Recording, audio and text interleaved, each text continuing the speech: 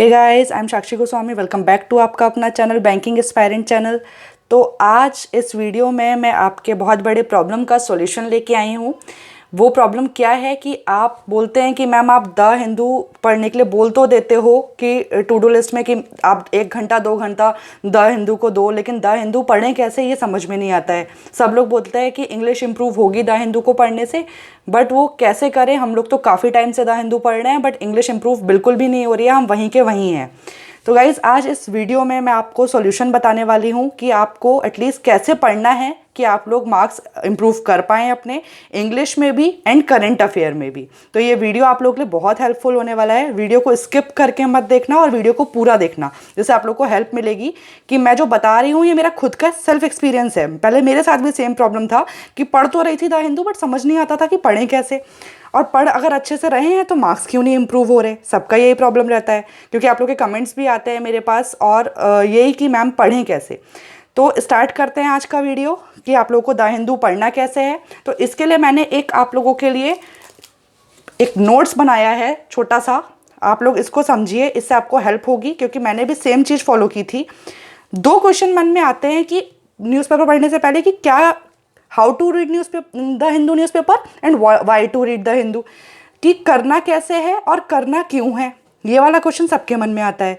अगर गाइज आप लोगों को पता चल जाएगा कि कैसे करना है तो आप लोगों को पता चल जाएगा कि मार्क्स कैसे इंप्रूव करने हैं, ठीक है। लेकिन कैसे करने से पहले मुझे ऐसा लगता है कि हमें ये जानने की ज़रूरत है कि हमें करना क्यों है, आखिर हमें पढ़ना क्यों है द हिंदू। तो उसके मेरे पास इतने क्वेश्चंस हैं, इतने आंसर्स हैं उसके, कि आप लोगों को समझ में आ जाएगा आज के ये वाला वीडियो देखने के बाद से कि आप लोगों को द हिंदू पढ़ना क्यों मैंडेटरी है। ओके, सबसे पहली बात है कि डायरेक्ट क्वेश्चन आ जाते हैं एग्जाम में द हिंदू से, क्योंकि जो पढ़ने वाले हैं वो भी द हिंदू ही पढ़ रहे हैं और जो क्वेश्चन बनाने वाले हैं वो भी द हिंदू से ही लेते हैं पेपर में, क्योंकि पेपर में देखा गया है एनालिसिस करके, इसीलिए सभी लोग आप लोगों को जो बोलते हैं पढ़ने के लिए वो द हिंदू ही बोलते हैं, ठीक है। सबसे पहली बात तो ये हो गई।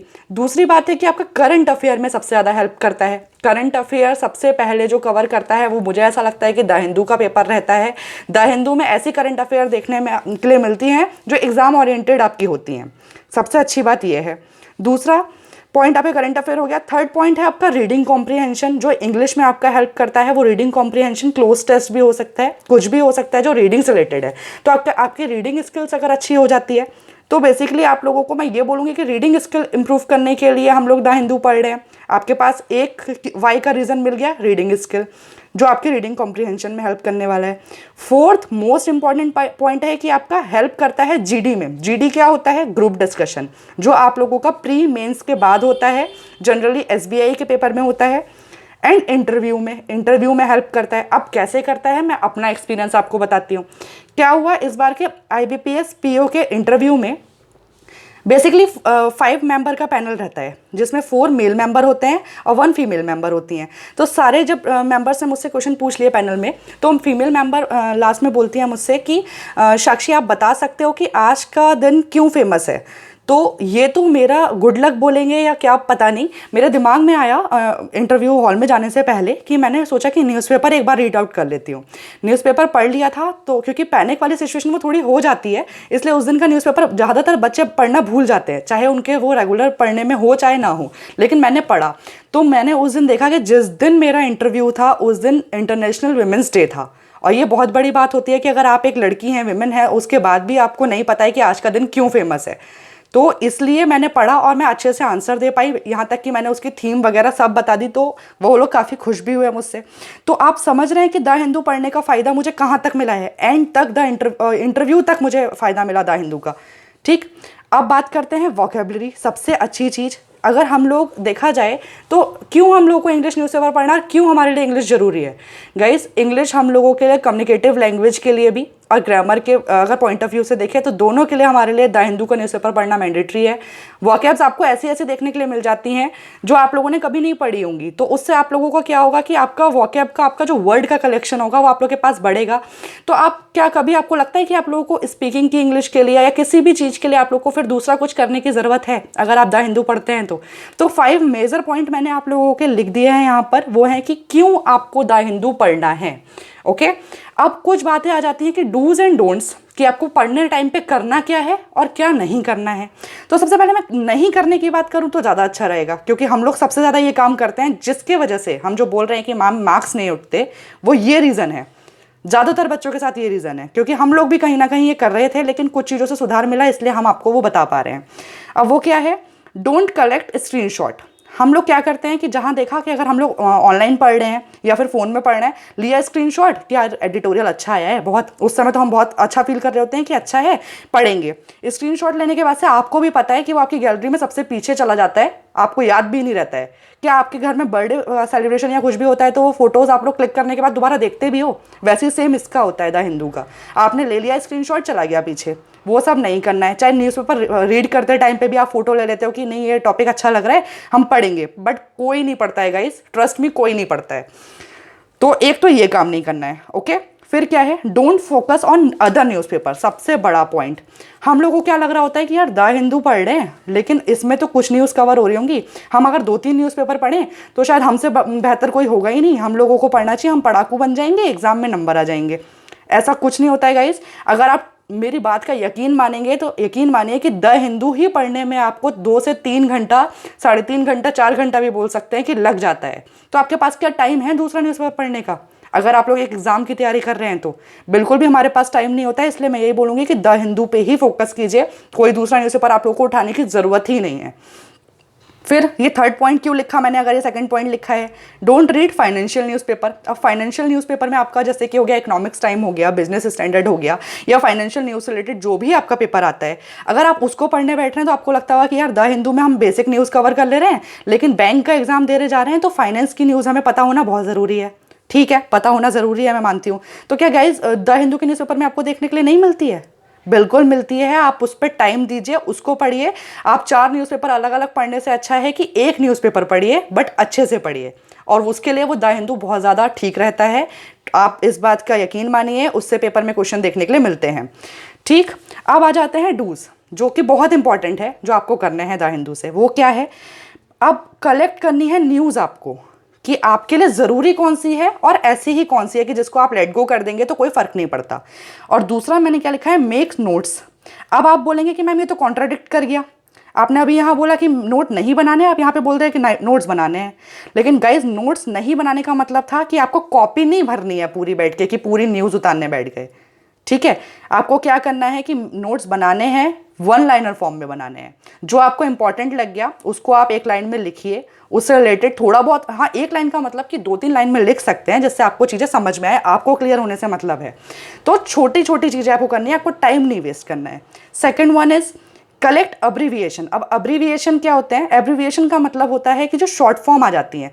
मान लीजिए न्यूज़पेपर आप पढ़ रहे हैं, बहुत ज़्यादा घूम रहा है आपकी नज़रों के सामने PMJDY, कि इसका क्या मतलब हो गया भाई। अब तो PMJDY मतलब प्रधानमंत्री जन धन योजना। ओके, तो अगर आपको वो पता होगा तभी आप आगे पढ़ पाएंगे और आपको चीज़ें क्लियर होंगी। जब तक इंग्लिश के न्यूज़पेपर में आपको चीज़ें क्लियर नहीं हो रही हैं, आपका कोई फ़ायदा नहीं है पढ़ने का, और आप उससे मार्क्स इंप्रूव नहीं कर सकते कि मैम पढ़ रहे मार्क्स नहीं आ रहे, वहाँ आप नहीं बोल सकते। तो अब्रीविएशन आपको एक जगह नोट डाउन करनी है। जो ये नोट्स मैं बनवा रही हूँ वो इससे रिलेटेड भी हो सकता है, आप अब्रीविएशन नोट कीजिए।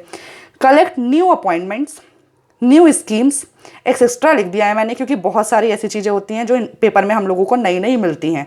अब नई अपॉइंटमेंट हुई है, अगर आप इसको लिख लेते हैं, स्कीम नई आई है तो इसको लिख लेते हैं, तो आपको क्या फ़ायदा होने वाला है कि आप लोग करंट अफेयर के टाइम पे जब करंट अफेयर रिवाइज कर रहे होंगे तो आपको याद रहेगा, यार ये मैंने पढ़ा था, ये मुझे याद है, रिवाइज होगा। ये नहीं कि आपको उस समय फर्स्ट टाइम पढ़ना है, ये बहुत हेल्पफुल रहता है।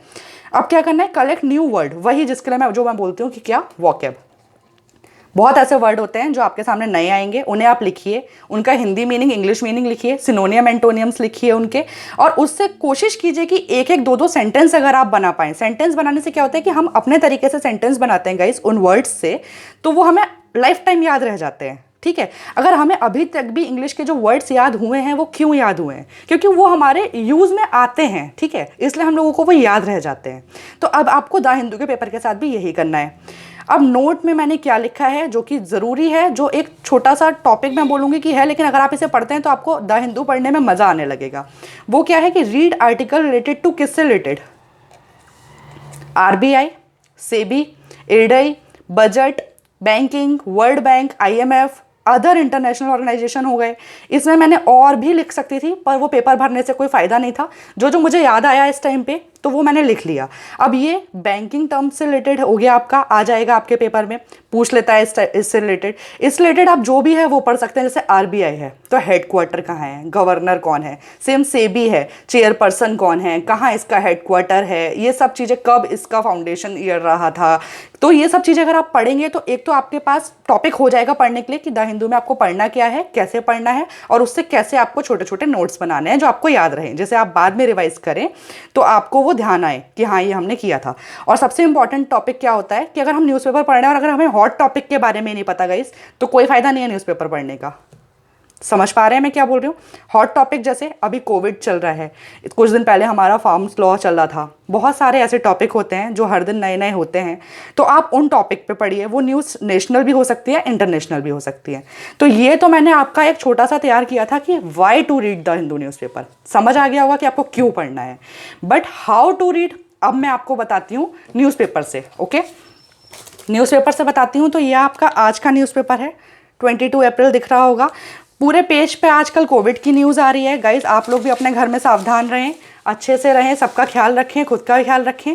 पूरे पेज पे कोविड की न्यूज़ है। तो अगर मैं इंग्लिश के पॉइंट ऑफ व्यू से आप लोगों को बोलूँगी कि क्यों पढ़ना है, तो मैं डायरेक्ट एडिटोरियल वाला सेक्शन खोलती हूँ, क्योंकि अभी आप लोग भी बिगनर्स हैं, बिगनर्स को ध्यान में रख के मैं बना रही हूँ। चाहे जो जिनको न्यूज़पेपर पढ़ते पढ़ते थोड़ा टाइम हो गया है, बट समझ नहीं आ रहा है कि इससे मार्क्स कैसे इंप्रूव होंगे, तो ये रहा हमारा एडिटोरियल का पेपर। एडिटोरियल का पेपर जनरली 6 पेज पे ही देखने के लिए मिलता है। तो आज का एडिटोरियल में क्या टॉपिक आया है, वो है ओपन एंड सेफ। ये छोटे छोटे वाले एडिटोरियल आप पढ़ना शुरू कीजिए। एक ये आता है, एक इसके जस्ट नीचे ये देखने के लिए मिलता है, आप इसे पढ़ना शुरू कीजिए, इससे आपको बहुत हेल्प होगी। अब गाइस क्या है इस वाले में, थोड़ा सा आपको पढ़ के बता रही हूँ कि आपको इंग्लिश में ये कैसे हेल्प करेगा। ठीक है, इंग्लिश में कैसे हेल्प करेगा उसके लिए जानिए कि ये कैसे है। अब है ओपन एंड सेफ, किस टॉपिक पे बात हुई है, ये आपको जानने से पहले मैं ये बोलूँगी कि आपको न्यूज़ से अवेयर रहना पड़ेगा। अगर आपको इंग्लिश इंप्रूव करनी है तो ये नहीं कि सिर्फ आपने इंग्लिश की 4-5 लाइन पढ़ ली, एक आर्टिकल पढ़ लिया, आपको समझ में आ गया, नहीं होगा। अगर आप लोगों को उस न्यूज़ के बारे में नहीं पता है तो आप लोग न्यूज़पेपर पढ़ के और ये आर्टिकल पढ़ के नहीं समझ पाएंगे, उतना ज़्यादा डीप नहीं समझ पाएंगे। तो आपको एटलीस्ट न्यूज़ के बारे में पता होना चाहिए। जैसे कि ये आज की क्या है एडिटोरियल में, prime minister Modi is right about lockdown but the vaccination policy needs reform. ये कल जो मोदी जी ने अपना बोला था कि उन्होंने एड्रेस किया था और बोला था कि लॉकडाउन हम लोगों को एक एंड में हम लोग लॉकडाउन के बारे में सोचेंगे। तो जो हमारे ऑथर हैं वो लिख रहे हैं कि मोदी जी ने जो बोला है लॉकडाउन के लिए वो ठीक है, राइट है, बट वैक्सीनेशन की पॉलिसी में हमें रिफॉर्म की नीड है इस टाइम पे। ओके, तो ये हमारे ऑथर का मेन कहना है, तो ये यहाँ पे लिख गया। अब इसमें उन्होंने पूरा इसके बारे में बताया है, इस आर्टिकल के बारे में। तो अब मैं इंग्लिश का बताती हूँ आपको कैसे पढ़ना है। If prime minister Narendra Modi's, अब गाइज यहाँ पे आप लोग देख रहे होंगे मोदीज, बहुतों को पता होगा कि एपोस्ट्रॉफी एस क्यों लगा है, बट बहुत से ऐसे हमारे बिगनर कैंडिडेट्स हैं जिनको अभी उतनी नॉलेज नहीं होगी इंग्लिश के लिए, क्योंकि हिंदी मीडियम के भी बच्चे हैं, सब हैं, मुझे सबका ख्याल रख के बताना है। तो आप लोगों को आज ये देखना है कि ये एपोस्ट्रॉफी एस क्यों आया, इसका क्या मतलब है।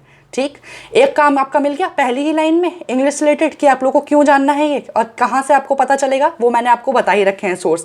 बुक्स पढ़िए, एस.पी. बख्शी पढ़ लीजिए, प्लेन टू पैरामाउंट पढ़ लीजिए। अब आगे एड्रेस, अब देखिए नेक्स्ट भी वर्ड उसी से रिलेटेड हो जा रहा है कि if prime minister Narendra Modi address. अब एड्रेस का मतलब हम लोग जानते हैं क्या, कि पता किसी चीज़ कहीं का लोकेशन, उसको एड्रेस बोलते हैं। बट यहाँ पे हम लोग एड्रेस की जो बात कर रहे हैं वो लोकेशन की बात नहीं कर रहे हैं गाइज। यहाँ जो एड्रेस का मीन आ जा रहा है वो संबोधित करने से आ जा रहा है कि प्राइम मिनिस्टर नरेंद्र मोदी ने एड्रेस किया कंट्री को। ओके, आगे amid the raging storm of कोविड-19 cases was intended as reassurance. अब रीअश्योरेंस वर्ड आ गया, इंटेंडेड वर्ड आ गया। हो सकता है आप में से बहुतों को पता हो, बहुतों को नहीं पता हो। तो आपको क्या करना है कि कॉपी में इस रीअश्योरेंस वर्ड को लिखिए, उसके बाद इसका हिंदी मीनिंग लिखिए। इसका हिंदी मीनिंग होता है आश्वासन देना। एश्योर का मतलब होता है आश्वासन देना, और रीअश्योर हो गया मीन्स दोबारा से किसी चीज़ को पुख्ता करके आश्वासन देना। ओके, तो आश्वासन देना। अब इसका मान लीजिए मैं बोलती हूँ कि साइनो वर्ड लिखना है आपको और एंटो लिखना है, ये 2 वर्ड मैं आपसे बोलती हूँ, ठीक है। तो अब इसका साइनो क्या हो गया, जो मुझे जानकारी है, होप आप लोगों को दिख रहा होगा, श्योर बोल सकते हैं हम रीअश्योरेंस को। इंग्लिश में भी लिखिए आप, हिंदी में भी लिख सकते हैं स्टार्टिंग में। और डाउटलेस होता है क्योंकि हम किसी को अश्योर कर रहे हैं। एंड एंटो वर्ड की सेम मैं बात कर लूँ तो डाउटलेस हो जाएगा, जब डाउटफुल हो जाएगा, सॉरी, जब डाउटलेस ऊपर आ गया यहाँ पे साइनों में।